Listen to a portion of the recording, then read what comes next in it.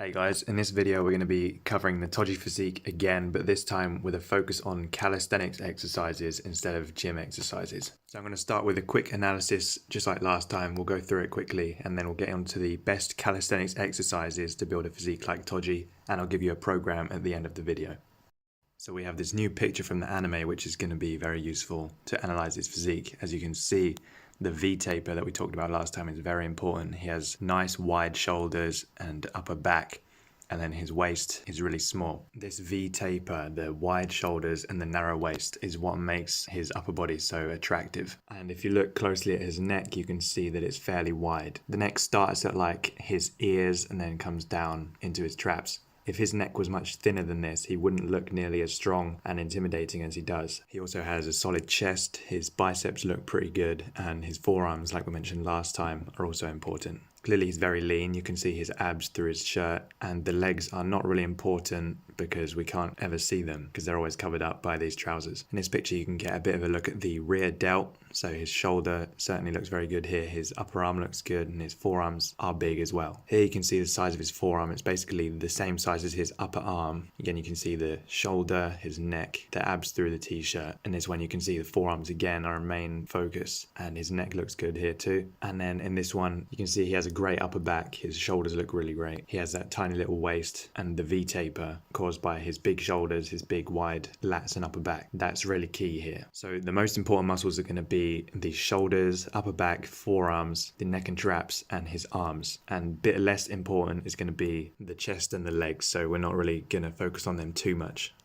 So now I'm going to go through the best calisthenics exercises for each muscle group in the body, especially these important ones that we just discussed. So first, for the forearms, basically anything where you're hanging from the bar, so stuff like pull-ups, hanging knee raises, dead hangs, they're all going to be really great for your forearms. For the biceps, things like chin-ups, you could use ring curls if you have a pair of gymnastics rings. These are going to be really great. And inverted rows, I find these are always really good for my biceps and my forearms. For the triceps, that's the back of the arm, close grip push-ups where your hands are close together on the floor and you're tucking your elbows close to your body. They're going to be really good for your triceps. Also dips if you have access to a dip station, and if you don't, then you can do bench dips like this. You can use a chair for this, where your arms are behind your body and you're just lowering yourself down and pushing yourself back up. For the neck, you can do neck curls and extensions like you can see on screen. The traps are quite difficult to grow with calisthenics, but any kind of handstand variation is going to require your traps to like stabilize your shoulders and stuff, so that's going to be very good. And it's not calisthenics, but if you have access to anything heavy that you can carry around, then doing farmer walks is really great. And you could do it with one arm at a time if you need to. So for example, if you have bags filled with sand or stones or books or something, everyone knows the feeling of carrying heavy groceries back from the shop.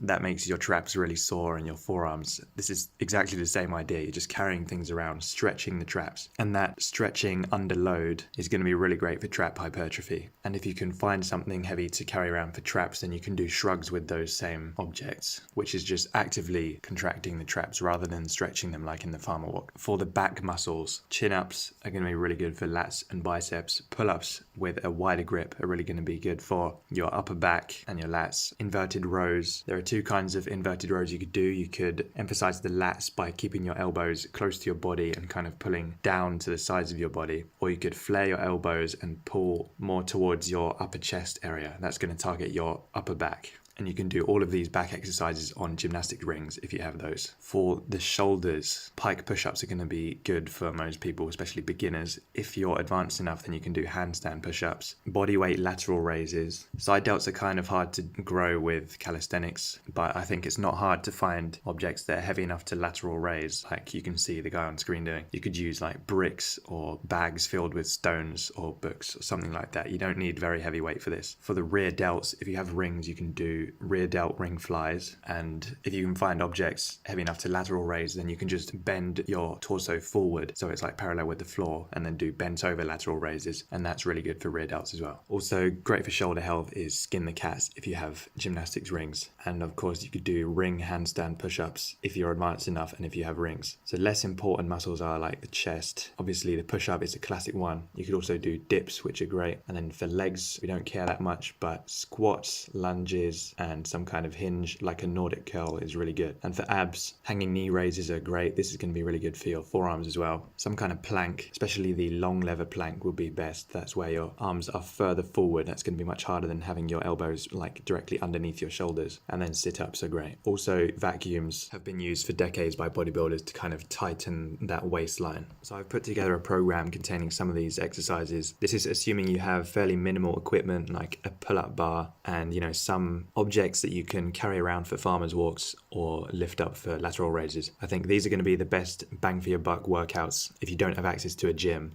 and you want to get these kind of muscles that Toji has. Starting with workout A, we're going to do inverted rows first, with your elbows tucked close to your body and pulling down to your sides to emphasize the lats. Then you're going to do push-ups for the chest and triceps, pull-ups with a wider grip for your upper back and lats, and then farmer walks with any heavy object you can find. So that could be like a wheelbarrow filled with bricks, bags filled with groceries, buckets filled with sand. The heavier the better, as long as you can pick it up safely and walk around with it. I will mention you're probably going to struggle with the grip at first when starting this program because it's quite a lot of hanging from bars for several exercises in one workout, but you will get used to it over time as your forearms get stronger and their endurance improves. After farmer walks, we're going to do lateral raises with whatever object you can find. Doesn't need to be heavy. Something like a brick should do fine for most people. And then hanging knee raises for the abs and great for your forearms as well. And then finally neck curls and extensions. Make sure you warm up and stretch your neck beforehand because it's easy to injure your neck if you're not used to moving it through these ranges of motion, and especially under load. So definitely don't use any weight when you're first starting to train your neck. Work up to being able to do like 3 sets of 50 body weight neck curls and extensions, and then you can start adding a little bit of weight. For now, just focus on getting a nice neck pump and you will see growth in your neck. Workout B, we're going to start off with some shoulders doing pike push-ups or handstand push-ups, and then chin-ups for as many reps as possible. That's great for the biceps and lats. Lateral raises again, this time much higher reps than last time, so the weight is going to have to be a little bit lower. And then inverted rows with the flared elbows pulling to your upper chest. That's to focus on the upper back and the rear delts. And then squats for your legs. The number of reps you do will definitely vary massively depending on your strength and experience, so this might be way too easy for you. It is hard to train legs without weights, and if this is too easy, then you could do pistol squats. If you have some kind of heavy thing you could hold in front of you, then you could do goblet squats to make it a bit harder. Then we're going to finish with some kind of plank, like a long lever plank. Do it for as long as you can. If you can do it for longer than 2 minutes, then I would put something on your back, some kind of weight on your back to make it harder for you. And in workout C, we're going to start with some pull-ups again. Neutral grip, if you have access to like a more advanced bar that you can do neutral grip pull-ups on. If not, then you can just do underhand pull-ups, that's chin-ups. And then close grip push-ups for the triceps. Shrugs, so whatever object you used for the farmer walks, you can use that for shrugs as well. And if you don't have anything super heavy, then just do really high reps until you get a good burn in your trap muscles. And then lateral raises again in a more moderate rep range, around 15 to 20. Lateral raises are really important because side delts are what's going to give you that wide appearance that really adds to the V-taper look. After that, lunges. Again, the number of reps is going to depend on your existing strength and experience. If you have objects that you can hold on to like dumbbells, that's going to make it harder and more effective. You could also hold like a sandbag in front of you. And then sit-ups for as many reps as possible, and then finishing off again with neck curls and extensions. Again, high reps, clean form, and just getting a nice pump in your neck. Some of these exercises are going to be too easy for you in these rep ranges, so you can look up more advanced variations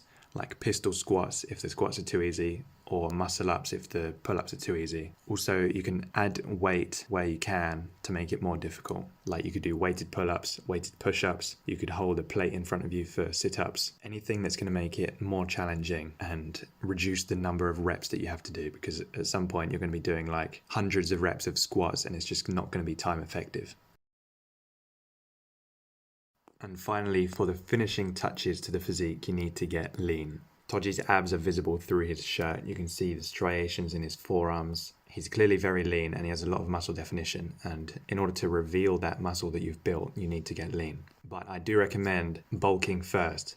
because if you cut and try to get lean before you've built any muscle, you won't look like Toji, you're just going to look skinny. So focus on building the important muscles. This means you need to lean bulk a few hundred calories above maintenance unless you're already very fat, and you need to be eating enough protein in order to build muscle. So you need at least 0.8 grams per pound of body weight or 1.5 grams per kilo of body weight. To make it easy, you can just aim for about 150 grams of protein every day, and that will be fine for most people. So eat enough calories to fuel your workouts and build muscle. Eat enough protein to build muscle.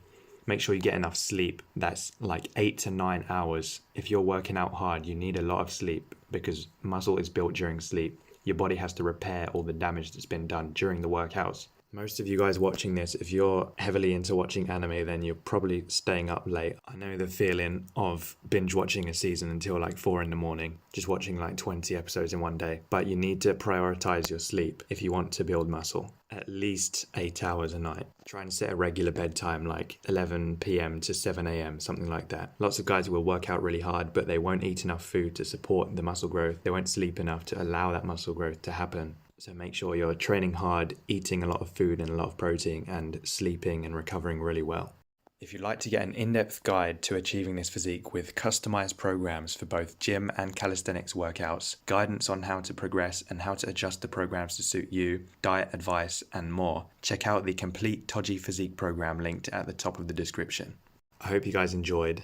Let me know if you'd like to see more calisthenics videos, what other characters you'd like to see covered, and I will see you in the next video.